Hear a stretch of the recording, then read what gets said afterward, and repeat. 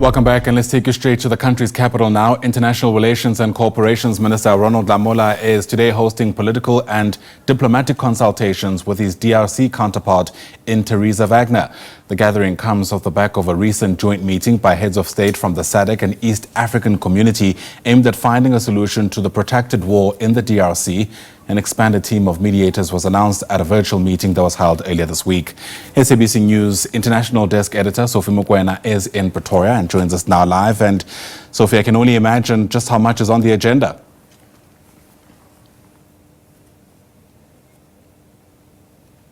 Well, thank you so much, Ayanda. Indeed, we are coming live here from the Department of International Relations. As you know, that the Minister, Ronald Lamola, will today host his DRC counterpart at a time where there are many issues and stories that we have been reflecting on, the issues that are related to the DRC, the conflict in the eastern part of the DRC, but perhaps looking at our coverage of the water week and the water indaba. I think the issue of the Inga Dam, the biggest dam on the continent that can supply water to the entire continent, and also power hydroelectric in the continent so that the continent can have electricity are some of the issues that will be discussed by the Minister and the Minister of International Relations, because South Africa had invested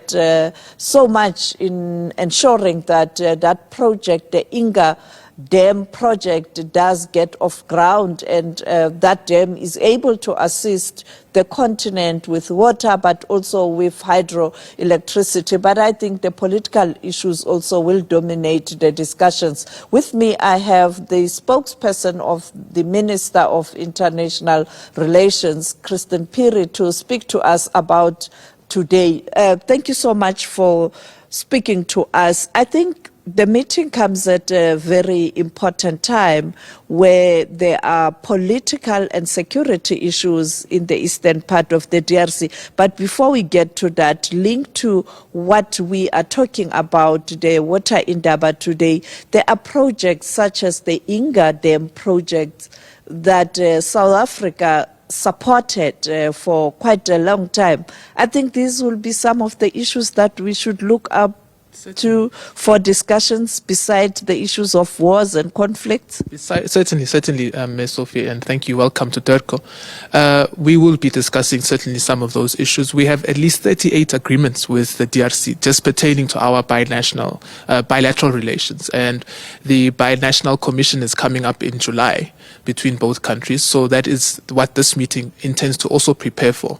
And issues like the Inga Dam will definitely come up for discussion, the level of implementation of that project and how we can actually take it forward and deepen it. Like you correctly say, part of the relations that we have with the DRC is to assist us to resolve our own internal challenges. For example, with the Inga Dam, it being a very strategic dam on the continent, its ability to really resolve a water crisis within the SADC region is something of immense priority to South Africa. Yes, let's look at the current situation in the eastern part of the DRC. Clearly, this will also dominate the talks. The meeting in Harare has agreed that the implementation of the Dar es Salaam resolutions must be done. And also we saw the expansion of that team that's going to look into the DRC question. Is SADC and EAC on track to assisting the DRC? Certainly, SADC and the EAC have taken measures to ensure that this matter is addressed in a manner that is expedited, but also in a manner that we can constantly monitor. So you would have seen, like you're alluding to, former President Kgalema Motlanthe forming part of that mediation team that has been appointed by the two regional bodies. That is a significant development because now there's a mediation team that is in place that will shuttle between both countries. And we do believe that through SADC and the EAC, this matter will come to a final resolution. conversation, but also to stress that it's a very complex matter. The fact that you have two regional bodies addressing the same issue really speaks to its complexity. I mean, a country like DRC has got 11 neighbors around it, so 11 borders. So it really shows you how it's central to the continent, but also how this conflict needs to be contained where it is and addressed where it is, continue calling for a ceasefire and implementing the resolutions of both the EAC and the SADC meetings, but also ensuring that this conflict does not escalate and broaden a bigger regional crisis. Turning to other issues, we saw the announcement last night. You know, the Americans have decided that diplomacy will be on social media. The president of the U.S. announcing the appointment of or the recommendation of an ambassador to South Africa. Well, we wouldn't want to comment on the internal processes of the United States. As we understand it, it still has to go through their own internal mechanisms. So we won't comment as yet until we have officially received the agreement, the accreditation requirements, and we'll then take it from there. But we note it at this stage. Is South Africa still pushing hard to mend the relations between the U.S. and South Africa? The U.S. is a strategic partner of South Africa economically, as well as in terms of the values that we share. We share common values insofar as democracy, the rule of law, and so on. So we will continue to pursue that strategic relationship and deepen it where possible. Of course, that is the role of diplomacy, is to ensure that where relations are present, we're able to deepen them so that they become more meaningful to both countries, but also where possible, we ensure that we expand our areas of cooperation. So that is something that is definitely still on the cards for South Africa. Thank you so much for your time.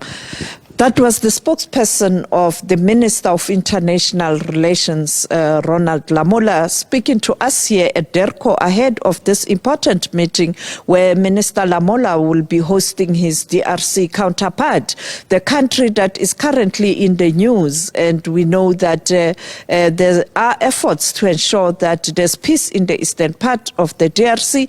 We heard what the president said around the issues of deployment and withdrawal of troops, and also the role of SADC to ensure that there's peace in the DRC. I also spoke to him about one of the most important projects on the continent, that is the Inga Dam, that can supply electricity to the entire continent, but also water to areas where you have challenges of water. And therefore, DRC, a very strategic country, and the issue of water being very critical on the continent, and electricity, as you can see, in relation to water, our focus today on water supply. Back to you in studio.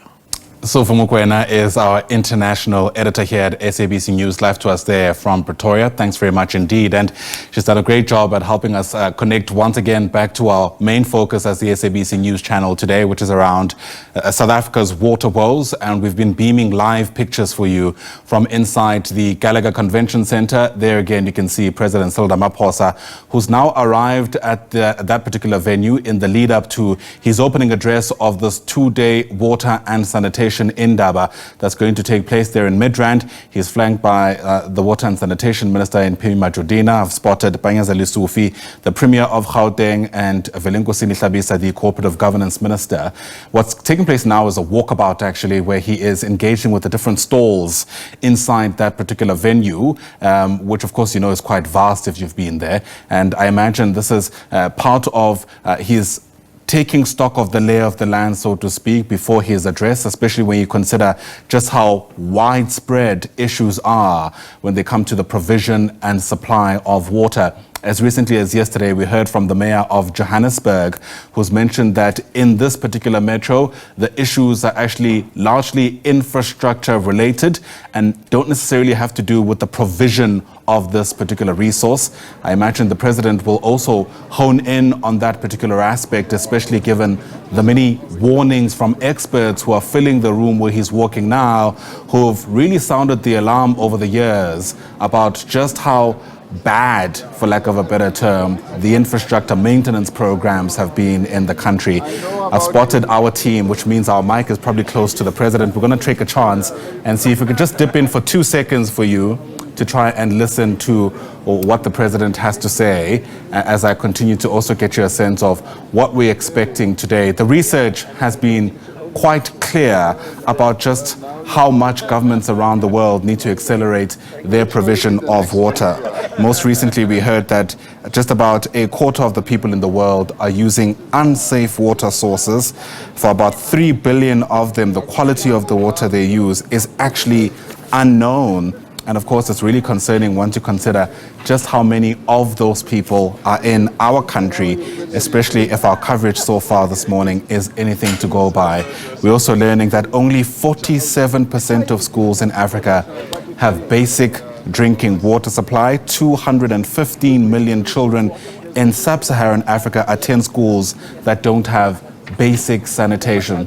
These are some of the issues that the president, I imagine, will have to hone in on after completing his walkabout at the Gallagher Convention Center, where he's interacting with experts in many instances and researchers, certainly scientists who have mulled over these issues for years, hopefully culminating in solutions that are so desperately needed.